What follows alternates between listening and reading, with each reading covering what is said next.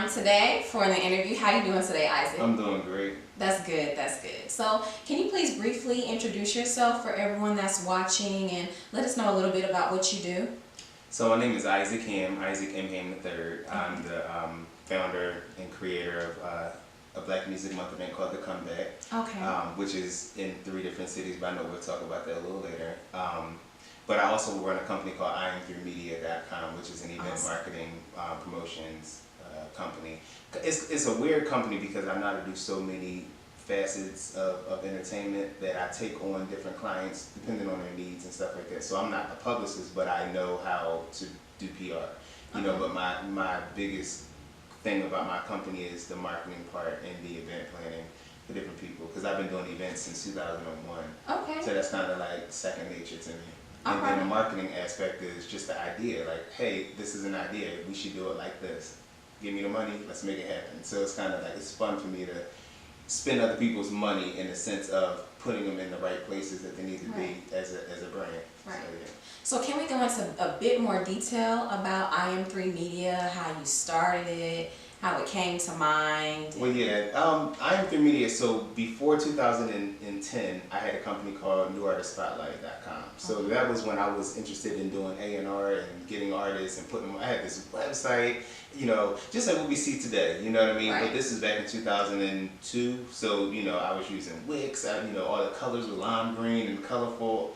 And it was just, when I look at it now, I'm like, God, that was so corny, it's so stupid, you know. So now you have your HTML files and all this stuff, everything is high resolution.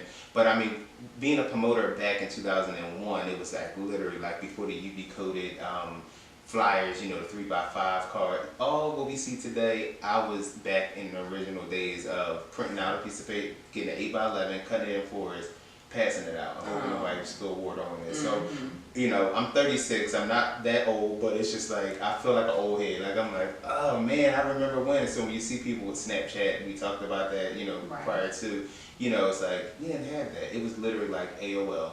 It was AOL, the instant messenger on AOL. It was like, that's how you promoted. That's how you sent out an email. And people really open up their emails. Of course, they had to go back to a computer and dial up to get it. But but yeah, but IM3Media came about actually on my way to a funeral. My dad's funeral. I'm sorry, my dad's cousin's funeral. We was on our way to Virginia. I'm originally from Philadelphia. So we was driving down to Virginia, and I was like, Dad, I need a new name because I can't go to people and say, hey, I own a company called New Artist Spotlight. Because if you're a pizza store or an actor or just a car dealership, whatever, I brand everybody. Anybody that comes to me and say, hey, I need branding, I'm there. So I can't go to you and say, New Artist Spotlight. You know, like, I'm not an artist. You know, I don't paint and I don't perform, I don't act or anything like that. So pretty much by the time we got to Virginia, my dad gave me the name IM3. So IM3 is my initial, so my full name is Isaac McDonald Hamm III. So Isaac McDonald III. And then I said, well, I need to make it a broad enough statement so I can work with everybody. So I didn't really want to make it a group. It was either group or media. And I was like, well, if I do media, then I can go into all types. I can go into radio, print, and TV. So I can work with everybody.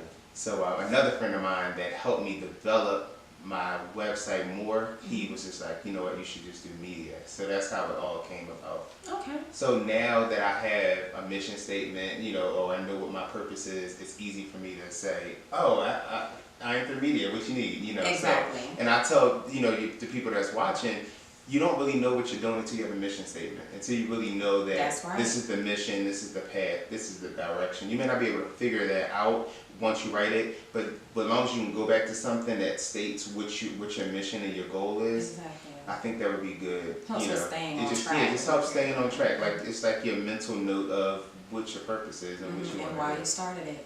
So that would be something good to tell the people, you know, the people that are coming up in this industry. A mission statement is the best thing because it tells you, it directs you. And another thing I do when I go and speak to people and I get a chance to speak to people or just one-on-ones with just people that are like, hey, how do you do it? You know, I tell people, you have to remember, the brand is you. That's my mantra. So the brand is you. So you're a mother, you could possibly be a mother, a daughter, a sister, a cousin. You're a brand in so many other facets than celebrity. brand or a TV brand. You're just a person. None of this stuff. What type of person are you? So that's your brand. Because if you, let's say you go out right now and you kill somebody, right? Your mom is now affected by your brand. Now, your mom has to then say, oh, my daughter killed somebody. Now you're a negative brand, opposed to you got all A's and B's, you graduated, you have a successful TV show. Now your mom's like, that's my daughter. She's right. So you are a brand, and people don't really look at the fact that you're a brand. You get what I'm saying? People come to me and say, what do you do? And I'm like, I'm the confused brand. Because people are like, what do you do? And I'm like, they're like, are you PR? That's only here in Atlanta, though. Oh, okay. Are you a publicist? I'm like, no, I just know I have celebrity friends. Right. And they're my friends. You know, I may hold their hand as they walk across the carpet or help them up to get across that carpet, but that don't mean I'm a publicist. Right. So it gets a little tricky. It's a little blurred lines when it comes to brand management, marketing, and PR. You know, they all running down the same street, just in different lanes. Right. So sometimes people swerve into like, stay in your lane. Right. Yeah. You know, stop trying to get all the checks on. I'll be like, this is your check. Work with me. I work with you. You know, so I try and educate people on that because society I didn't know the difference. Yeah, it's like, you know, you have your publicist. You know, a publicist is the person that puts you in the public. Okay. Put you in a specific public that you're needing to be in. You're in entertainment, so your publicist needs to put you where the red carpets are, where the interviews are, where the A-list celebrities are, things that make sense. Right. You're not out here on the corner just videotaping an up-and-coming rapper.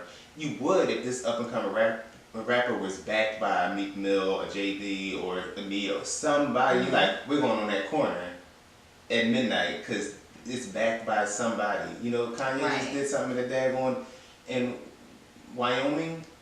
Who's not going to be there? Right, exactly. If Mookie and them was doing it, you're like, yeah, I'm not doing that. But it's Kanye. And you trust that being out here in Milwaukee with moose and deer and all this stuff, you don't even feel that. You're like, it's Kanye. Exactly. So you're going to spend your savings to be there because the end result is, I filmed Kanye. Kanye gave me a one-on-one. This is worth, he's a legend. Something happened to him, you could be the one that say, hey, I have the last interview with Kanye, or I have one of the interviews of Kanye where he said this, that, and the other on my show.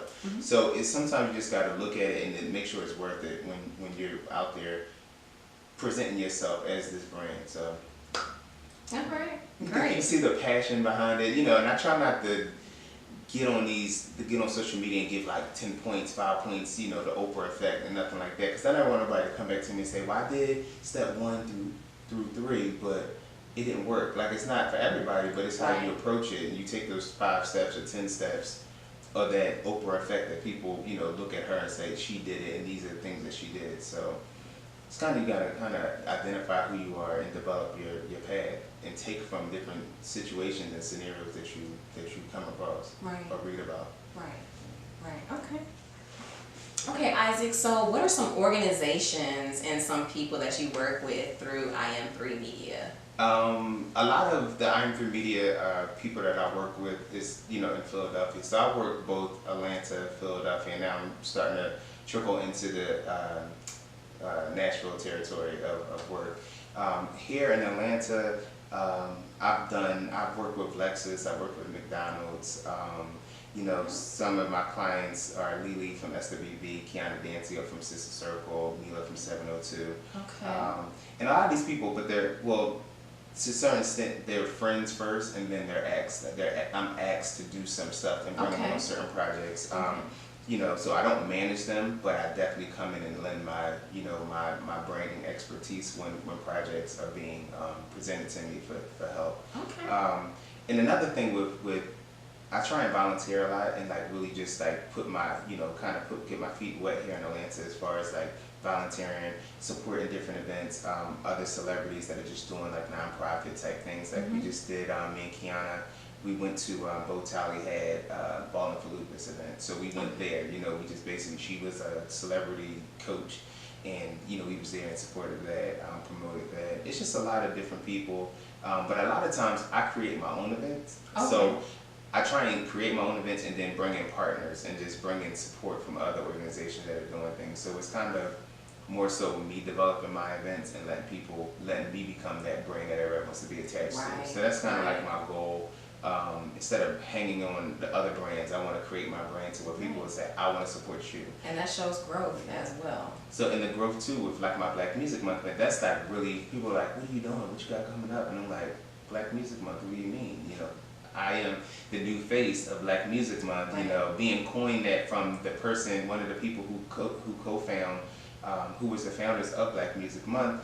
1979, you know, Deanna Williams is who I'm speaking of, you know, and at the time, husband Kenny Gamble, who was a super producer, you know, worked with every stinking body, everybody you can name, anybody, you know, Harold Melvin and Blue Notes, the Jacksons, and a lot of people still do remakes of his songs, so he's still getting a check, you know. Yeah, like, you know, so anybody coming out of Philly, Patti LaBelle, like, I mean, just everybody, any from years, you know, back in the 60s, 70s that were 4-member, 5-member groups, solo artists, Mr. Gamble has definitely touched. They've been at the Sound of Philadelphia. You know, Philly is known as TSOP, the Sound of Philadelphia, so a lot of sounds in that time was coming from Philadelphia. Not so much now, because everybody's kind of scattered. You know, we have a lot of famous people that are from Philadelphia, but they live in LA, they live in Atlanta. But their root is from Philadelphia, which I'm always proud of. You know, your hometown, you kind of like that's right. rep your city. Yeah, and then like Deanna, you know, the 2010 when I created IM3Media, I also, because I did. At the time, I was doing about 7 years of open mic, so I already had people kind of in my circle that were artists and stuff. And I said, you know what, let's start honoring these people that have come before. You know, Philly is known. We got your Jilly from Philly. We have Kendrick Family Soul, Bilal, Music Soul Child, a whole bunch, Marsha Ambrosius. Even though she's from London, but she's, you know, she raps Philly. You know what I mean? That was where she moved from London. She moved to Philadelphia, and she made that her home. And she still calls it home. And she, you know, her swag is Philly, so it's just like I love it, you know. So so even with that, it was easy for me to say, you know what, I want to award some of these people that have come before, the artists that I've been seeing for these last couple of years doing my open mic, singing their songs. Excuse me. So 2010, I put together my first the comeback Philly style in 9 weeks, where we honored Deanna Williams. And then at that event, at that time, I asked her in front of 300 people, hey, I would love to put this award in your name. So that stamped it to where it was like, now everybody gets the Deanna Williams Award. Which is pretty cool. So over the years, of course, she's not just going to give me the baton. She's going to say, let me see what you can do. So over these years, I've been just successfully doing this event, honoring 35 people already. And I've given out some citations too, but not just awards in her name. Plus the 35, and then I've given out some citations. But, you know, so now we've been doing this for 9 years. We celebrate 9 years. Next year is our 10-year anniversary, because 10 comes after 9. But we also, another big thing about next year is that it's the 40th anniversary of Black Music Month. So I'm really excited about that. I can't wait to see what Deanna and Mr. Gamble have in store for next year, because it got to be big. You can't celebrate 40 and not really do it big and stuff like that. So I'm really excited to see what is going to be happening next year, and see how Philadelphia is going to get behind it and really push it. And then you have me here in Atlanta and also in Nashville, because I start Nashville this year.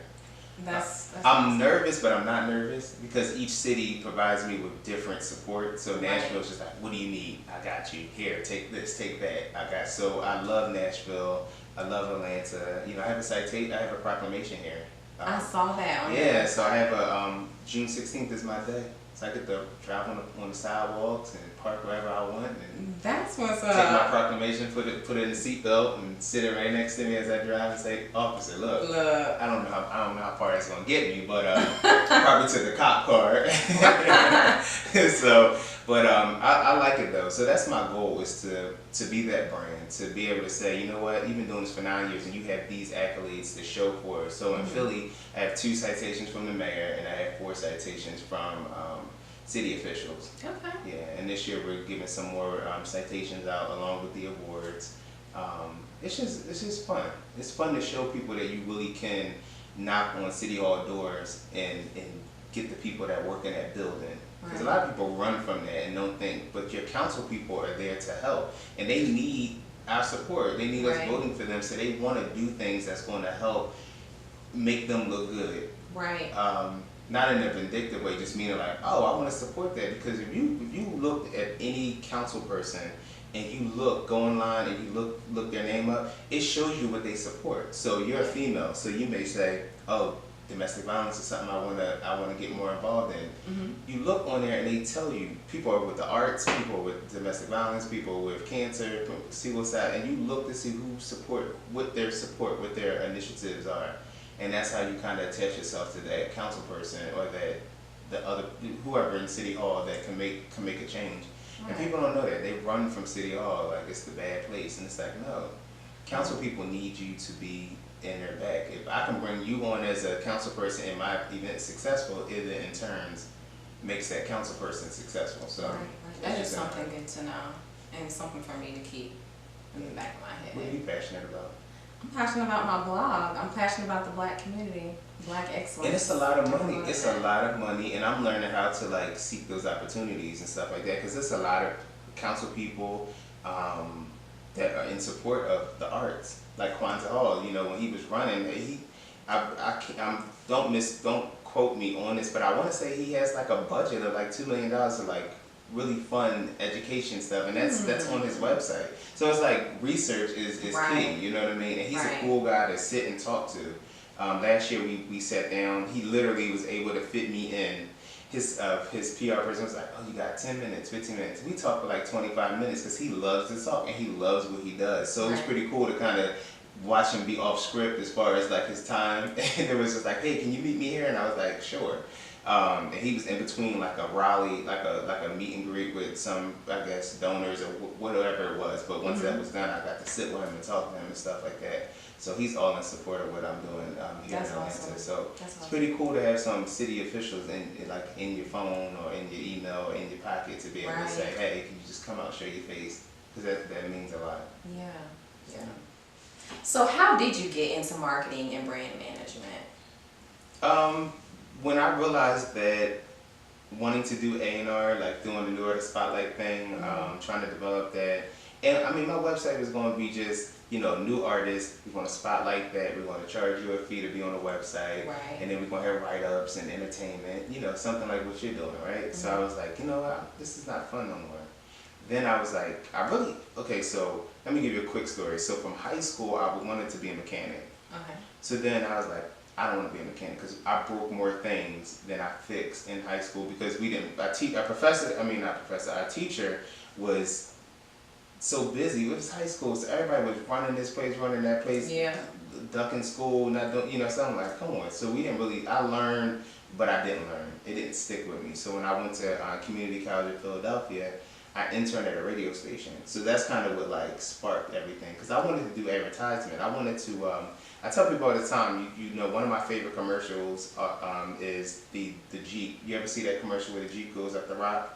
Then the man gets out the car and like stands and looks around at the scenery. And I use that as just to keep me motivated, because I would have loved to have been the one to do that commercial. And I'm like, this commercial is so powerful because I am that truck going up this mountain, and then I can get to see all that I've done. You know, and sometimes you don't get out the truck just yet. I feel like I'm just at the top and I didn't get out to, you know, inhale what I've done, because I still feel like I'm grinding and working and stuff like that. Others may say, I keep doing this, that, and the other, but internally I'm like, dang, I got so much more. If you only knew what I had in my brain to do next, the things I want to do with children, the things I want to do more for Black Music Month, to where I'm booked, like Deanna's booked. You know, they calling her, she getting tired. I'm like, look, let me know. So I'm constantly doing practice. I'm constantly speaking, doing interviews like this, so then I can be as poised as she is when she's doing this, because I wasn't there at the beginning, but I'm building. I got 9 years of just the grind. You know, just imagine being like your TV show. It's like, hey, this is my TV show, and they like, what is that? Get away from me, go that way. And then you're fighting until then you're gonna start getting these A-list celebrities. They're gonna be running to you like, hey girl,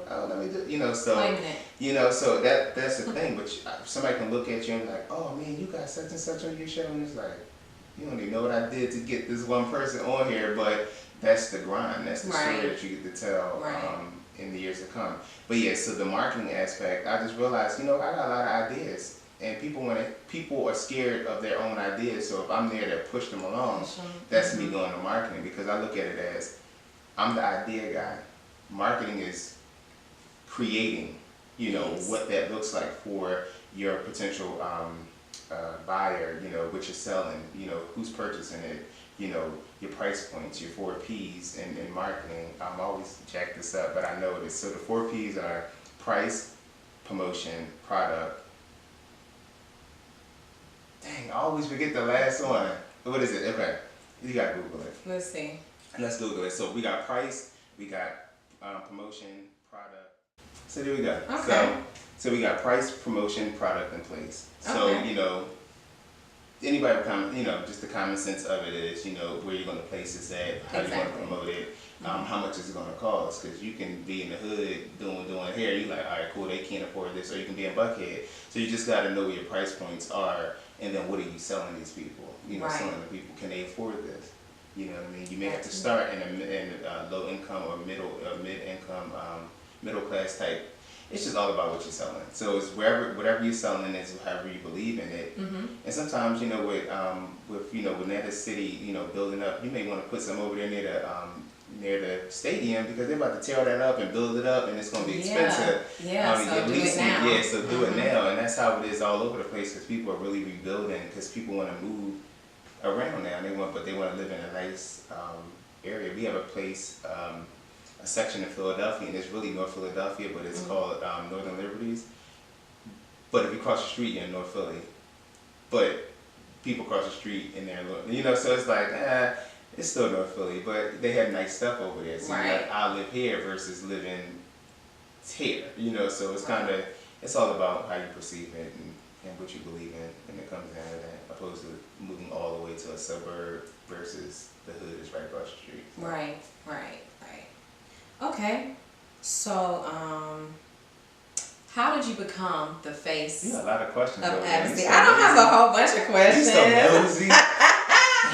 How did you become the face of advocacy for Black Music Month? So I know you talked about it briefly, but can you go into a bit more detail about it? Just being consistent. Just showing Deanna that I am legit when it comes down to really having a passion for this. Right. You know, I wake up like, why am I doing this? You know, I'm not a musician. I do play the drums a little bit, but I'm not a musician. I don't sing, you know what I mean? But people think I'm a drummer or a singer. They always like, you play? And I'm like, no, you sing? I'm like, a little bit, you know, but I really don't know. But, you know, I will say, people that are legends in what they do things that others are not doing. So I feel like this is something nobody else is doing. Right. I'm creating my own way. And I'm motivating people and educating people, and people are like, yo, I didn't know nothing about, you know, Black Music Month. And they're Black, and they're like, I didn't know we could celebrate. No, honestly, I didn't know. Yeah, so that's what my job is. You know, Deanna is in her 60s, her young 60s, and she don't have time for this. I'm like, so let me show her that I can do it for her, in a sense. But the support is so great. You know what I mean? Yeah. I did an interview the other day, and they were like, you know, asking me about my relationship with Deanna, and I tell them, I'm just like, you know, I don't ask for much. You know what I mean? Because sometimes silence motivates me when she's not calling my phone and giving me advice, or she's not, and then I call her and she gives me the advice, and I take that. And even with her stories, like anybody that's somebody's mentor, if you're telling a story of success or failure, you taking notes. You mentally take notes. Exactly. You know, so when she used to do a conference called the IM conference, and she used to honor people like Whitney Houston, Queen Latifah, Earth, Wind and Fire, all that stuff. You know, so it's just crazy how she was doing something for 16 years. She stopped doing it, and now I'm doing something that's similar to what she's doing, but she's there to support me, and she's there. Like, people call her, they like, hey, this guy is calling me about this, and she's like, whatever he needs, let him, you know, give it to him. You know, I support this 110%. My name is on it and all this stuff. So I'm more excited over the fact that I'm able to keep this event in a positive light, so it will never be a bad reflection on her. So that's motivational. That's motivation, as well. To do that, because I don't want nobody with my name on it, and it's a mess. It's like, what's going on? I don't know about that now. So I've been really grateful and thankful to Deanna, and definitely blessed to like continuously, you know, and the support is there, but the support isn't financially there. It's more so just me grinding and me doing interviews like this and being on platforms that are allowing people like myself to come on and talk about it. So it's pretty cool. Okay. Okay. All right. Well, I know you have another business. It's called the Unique Brand. Right. So what is the Unique Brand? So the Unique Brand by Isaac M. I think about Diddy when he puts his name, his full name on stuff. So it's called the Unique Brand by Isaac M. It's a concierge service, and I basically thought about the fact that I'm an entrepreneur, and how your desk is a mess, and unorganized mess works for people, but then some people want their space clean. So what I thought about was coming in as a cleaning service to clean your office, right? Okay. To give them that motivation to say, okay, I got a clean desk, that means I can think straight. But then I was like, you know what? Maybe we can organize somebody's closet. Because if you're an entrepreneur, that means you got all your suits, right. Boom, boom, boom. But is it organized? So that's where it stemmed from, just organizing people's office space at home, right? Okay. And I said, wait, I know a bunch of people. I know camera people, I know security, I know drivers, I know other venues and stuff like that. So I was like, well, let's just make it all around service where I'm staffing people. Let's say if you was doing like a gala or something like that, you're like, I need 5 people to bartend. I need 5 people to do this and the other. I can handle that, and I can book those. Give you a budget of how much per person, and then so that's pretty much what it. So I'm still working out the kinks of it. That's going to start. I'm going to focus back on it in July, like once June is over. I normally give myself like a 30-day rest period, because then I got to get right back on it, because I need to be, hey, okay, next year Black Music Month, to get those big checks in. Right. So yeah, so I'm excited about that as well. I'm definitely launching it here in Atlanta. But I have people in Philly too, so I can kind of like, once I launch it and send out like the mail, I'm gonna do it old school. I'm gonna send out the mailers and let it sit on people's refrigerators, and then when Christmas time comes, they say, yes, we need service, because I think like the most of the money is gonna come for people that want services like that, like the not so much running errands, but just more so like bartenders. Conference, need people hands and stuff, weddings and stuff like that. That's actually a really good idea. So I know everybody's doing it. I know this is nothing new, but what can be different is the way that we provide service, the way we dress, the way leaving mint on the pillow versus a whole candy bar. Like just do different things that's going to make us stand out. Right. And because a lot of times you can fail with the people. Like I do, a couple friends that I know, I go and volunteer. Not volunteer, I get paid for it, but I do it because I need the experience. You gotta kind of be within what you're trying to promote. So I do from time to time help out, get paid, but help out with catering stuff just so I can see the flow from the kitchen down to the ending and wrapping up stuff. So it's pretty cool. And I like people. I have like 8 years of banking experience. Every time I go into a bank, I'm like, I miss getting cussed out. I miss there's some people that I just miss cussing me out, because at the end of the day, they cuss you out and then they become your favorite customer. Yeah.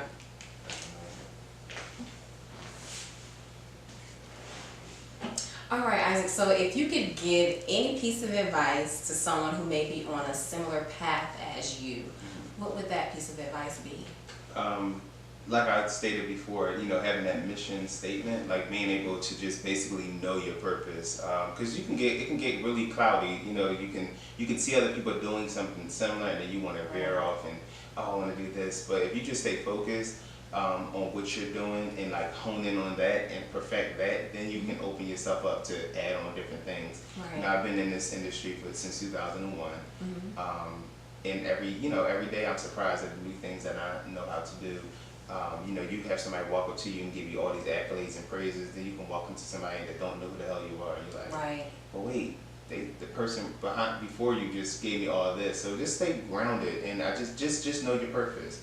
Don't try and do what everybody else is doing, because they might not know what they're doing. This is social media era. People looking fly. People perpetrating. I had somebody tell me, "Oh, you look like you live in Buckhead." I was like, "What the hell does that look like?" Because I'd rather live with Candy and them, the Luth or Cascade. Like this house is all over the place. I don't need to live in no damn Buckhead. Right. You know what I mean? So that show you the mentality of that person, because they just hear Buckhead and they're like, oh, it's popping. Right. No, I want land. I want I want room, you know what I mean? Yeah. It's cheaper to live there and then have all this room around you. Exactly. Instead of living in these high rises and over there at the Atlantic or at 12. You know, it's like, but that's where their mindset was. That's where they were like, hey, you look like you live. Oh, I look like I live with a roof and I'm okay where I'm at. You know what I mean? So it's like, I'm okay with what I drive. And I tell people, you can't bring your car inside no damn venue. So that's true. all they can do is look at your key and like, oh, you drive a Honda. Right. Yeah, and that. Yeah, I've seen things on social media where, you know, people, you know, I wouldn't say technically made it because in their mind they may not feel like they've made it, but you know, they drive a certain car and people are like, why are you driving that type of car if you got this and that? That don't make sense. Right. And they're basically like, look, I'm not worried about my car. My car works fine. Right. I'm worried about everything else that I need to handle before that. So you're right. Because, you know, you think about it, my mom drives an Avalon, a 2008 Avalon. And when I tell you she got to get service done, I'm like, $1,000 for what? Like, you know, like even a 08, and it's just an Avalon. Even though, you know, it teeter off of the fact that Toyota and Lexus are made by, you know, so stuff is still kind of similar in part, a little, you know, inexpensive, but it's just a car. You know what I mean? As long as my air works and all that good stuff, I'm good. My car don't make no noise. I'm okay with that. See, I rolled up on you earlier today, so you ain't even hear me.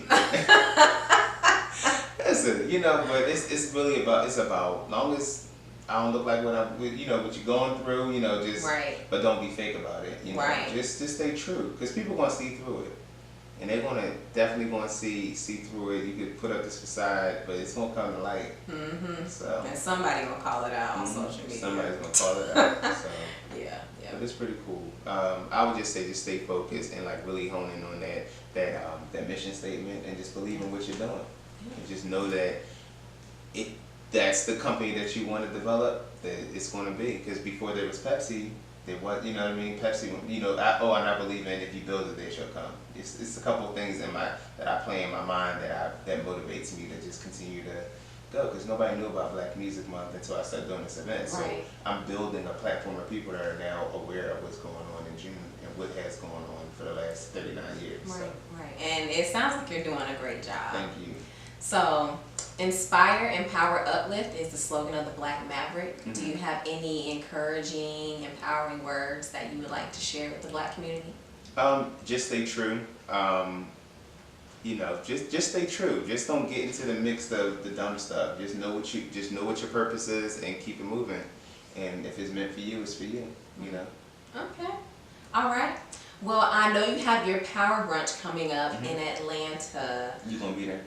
I will be there. You gonna eat? I'm gonna eat. Sweet Lounge. I mean, I told Yvette over there, I said, I think I'm here for a funeral or a mitzvah or wedding. That's like one of the first venues that I've gone to like over and over again. I'm like, damn, did they stop using this venue? But the food is so good. Right. So what can the people look forward to? How can they purchase tickets? They can go on my website. You can actually go on my website. That's www.im3media.com. And once you go on there, or you can do / the comeback, and it will bring you to the website. So people that are watching, so you know we have June the 14th is in Nashville. June the 16th is here in Atlanta at Sweet Lounge, and then the 20th is in Philadelphia. So anybody that's watching and you live in one of those cities, you can purchase tickets for each one. Okay. But for Atlanta, basically what you're going to expect, we're honoring Tony Terry and Ricky Dillard. And we're also doing like a tribute to 90s R&B music. So we have some artists that's going to be performing. It should be cool. And we're doing a panel discussion. So I have 5 of my good friends that's going to talk. And these are people who are on the upcoming of, you know, on the uprise of being, you know, motivational speakers. You know, we have authors, we have public speakers, we have radio personalities. And it's like, let's get people talking. You know what I mean? And so it becomes a Q&A, and it becomes, you allow the audience to have questions for people, you know, if they're talking about marketing or branding or being an artist, or which avenues that they should take to become what they are now. The panel, you know, how the panel got to where they are. So it's going to be pretty cool. And these are not celebrities where you're like, oh my God, it's just people that have something to say. You know? Because people like myself don't get the platform to be on these bigger platforms, but I have just as much to say as them, and probably more education.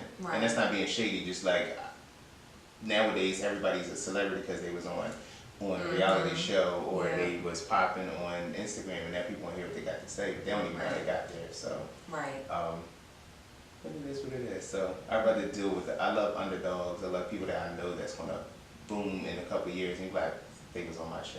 Yep. You know. Yep. So their longevity. Isaac was on my show. Yes, and I'm the type of person, because we met in Starbucks. So you see how I didn't say, where you from? Like, you know, because it's not that, like, I believe in all platforms, especially with social media, because you never know who's going to repost this, who's going to retweet, you know, who's going to see it, who's really following you, who's trolling your page, and like, oh, you know my friend, right, okay, I'm gonna follow you. Or if when I post this, they're gonna say, oh, I know her, you know, I like this show. So you just never know. I had this guy from Nashville follow me, and I met him when I was there last week for this gala. And he was like, no, I follow you. And I was like, well, how did you know me? I live all the way in Atlanta. He said that he was on somebody's Instagram, and it was all these negative comments about what's going on in Atlanta. Like, oh, ain't nothing popping, it's corny, you know, whatever. And he said he got down to somebody promoting me, like, yo, no, Izzy Ike is doing this thing. And he followed me off of that positive post from somebody. And I was like, dang, I ain't even, you just never know. So while you sleep, somebody talking about you, good or bad. Or when you busy creating a brand, somebody's talking about you, but yet it's in a good way. So I built a great relationship, because he has a great relationship network in Nashville. And I'm like, oh, well, my event's coming. He's like, what can we do? So then he's like all in. So you just never know. So if you just stay true to your brand and don't be wishy-washy, when people promote you, they can be a consistent promotion of the same type of person that you meet. So the brand is you. And I have a book coming soon. Book coming soon. I don't know when it's coming, but it's going to be called, it's going to be called, and I don't see myself changing this, but it's going to be called The Brand Is You. I'm Not Famous, Just Popular. Okay. So it's kind of going to, I've got to make sure I break down being famous versus being popular, because those are one and the same, but they're parallel. And I'm going to definitely identify by way of telling my story of how I've gotten to this point in my life, you know, since 2001. Right. Okay. So well, if anybody wants to get in contact with you or your business, how can they reach you? Social media, Izzy Ike. It's IKE. IZZY. I'm sorry, IZZY, IKE. Okay. Or you can go on my website, or you can email me at IM3Media@gmail.com. All right. So yeah, so look at me backwards in my social media, but it's Izzy Ike. IZZY, IKE. So. All right. Well, thank you so much for coming in and interviewing with me today. I appreciate it. Craft service, amazing. Y'all should come interview. Craft service. Do it. All right. Thank you so much.